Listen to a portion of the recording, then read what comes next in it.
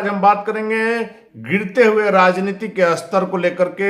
पिछले दिनों की बातें छोड़ दीजिए, अभी बात कर लीजिए सिर्फ देश के गृह मंत्री अमित शाह का जो प्रोग्राम था सासाराम में और नवादा में, उसे लेकर के जो राजनीति हो रही है, जिस स्तर का नेताओं का बयान आया आपने सुना, और वो भी बड़े नेताओं का बयान जिसे हल्के में नहीं लिया जा सकता है।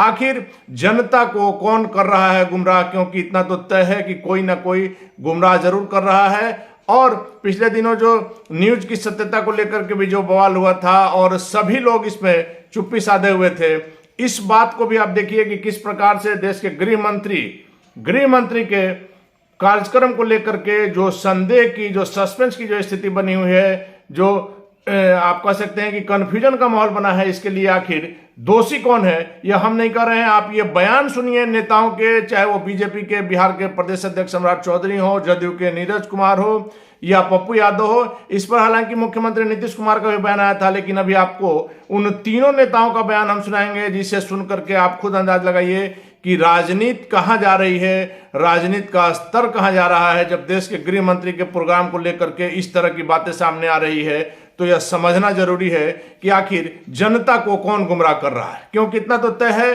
कि कोई ना कोई गुमराह कर रहा है। जब तीनों आदमी ये बात बोल रहे हैं, तो इसमें निश्चित तौर पर एक आदमी, दो आदमी झूठ बोल रहा है और एक आदमी सच बोल रहा है। सबसे पहले आप सुनिए, बिहार के बीजेपी के प्रदेश अध्यक्ष सम्राट चौधरी ने इसे लेकर के कल क्या कुछ कहा। बिहार सरकार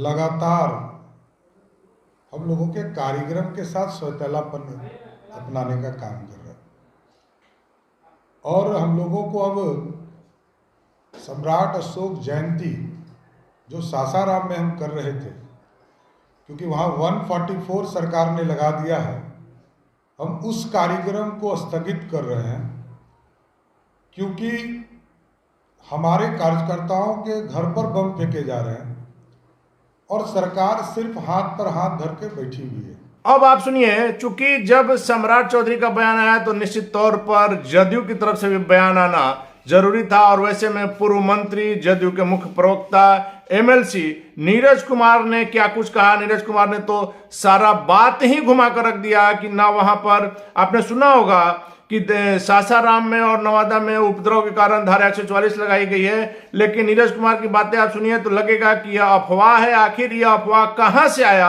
यही हम जानना चाहते हैं, यही आपको दिखाना चाहते हैं कि धारा 144 लगने की बात जब बीजेपी के प्रदेश अध्यक्ष कर रहे हैं, कोई साधारण आदमी, कोई साधारण नेता नहीं कर रहा है, और जदयू के नेता कर रहे हैं कि इस तरह की कोई बात ही नहीं, आप लेटर दिखाइए, तो आखिर कौन सच है कौन गलत, यह समझना जनता के लिए जरूरी। आप सुनिए क्या कुछ कहा जदयू के एमएलसी नीरज कुमार। फर्जी वायदे, फर्जी घोषणा, अब राजनीति में भी फर्जी आरोप। माननीय अमित शाह जी का कार्यक्रम रोहतास में पूरे जिले में कहीं 144 प्रभावी नहीं, न दिखाओ परिपत्र कहां है डीएम का और एसडीएम का कि जिन्होंने 144 लगाया हो, कहीं कोई मामला नहीं। कहा कि हमारे कार्यकर्ता पर बम चला है, दिखाओ उसका नाम, कहां है इंजुरी रिपोर्ट, क्या नाम है उसका, उसका नाम वंश गोत्र जारी करे भाजपा, मोबाइल नंबर जारी करे। समाज में उन्माद फैलाने की कोशिश भाजपा ने किया।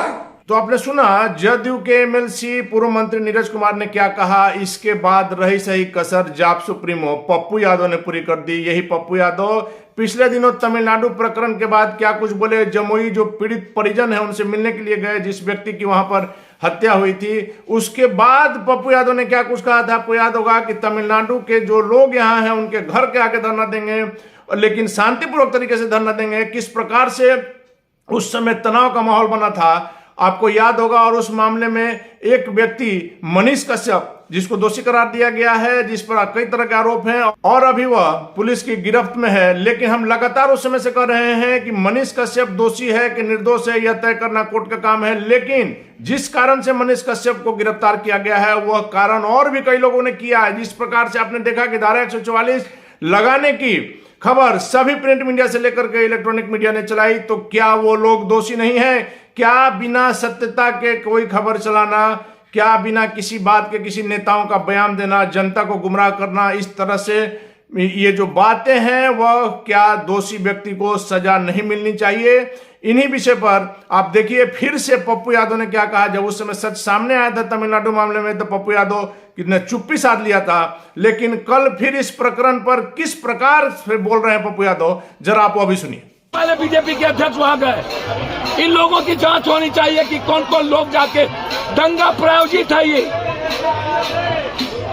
बीजेपी के नेता जाकर के दंगा करवाए, जांच हो और इन लोग पर एफआईआर लॉन्च के इन लोग को बंद किया जाना चाहिए और इन लोग की सदस्यता जाना चाहिए।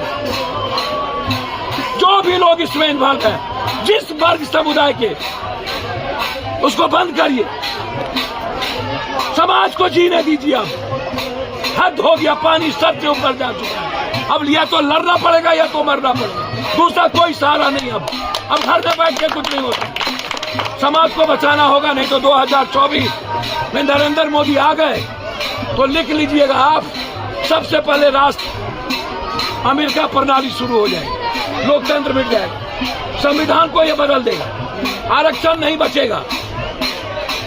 हिटलर से भी बड़ा शासन 2024 के बाद। हम नीतीश जी और तेजस्वी को आग्रह करेंगे कि ड्राइविंग सीट बकबक करना बंद करिए, चपरासी नहीं रहने देगा 24 के बाद। ये लोग कौन दुनिया में है, लड़िए और जरूरत है सबको एक होके लड़ने। नीतीश जी अब चुप्पी तोड़िए। आपने सुना तीनों नेताओं का बयान। एक का कहना है कि धारा 144 के कारण हमने वहां प्रोग्राम स्थगित कर लिया, देश के गृह मंत्री का प्रोग्राम स्थगित करना पड़ा। दूसरी तरफ जदयू के नेता का कहना है कि ऐसी कोई बात ही नहीं है, ये लोग अपने फायदा के लिए करते हैं, उस जगह जा नहीं सकते थे, इसलिए इस प्रकार का भ्रम फैलाया गया। और तीसरा, पप्पू यादव ने जो कहा, आपने सुना जिस प्रकार से इन लोगों का बयान है, इतना तो तय है कि कोई सच बोल रहा है तो कोई झूठ बोल रहा है। इतने बड़े प्रकरण पर जब देश के गृह मंत्री का प्रोग्राम हो, वैसे में इस तरह का कन्फ्यूजन का माहौल आखिर किस तरफ राजनीति को ले जा रहा है। निश्चित तौर पर आप अपने कमेंट बॉक्स में हमें बताइएगा, आपका सुझाव हमारे लिए बहुमूल्य है।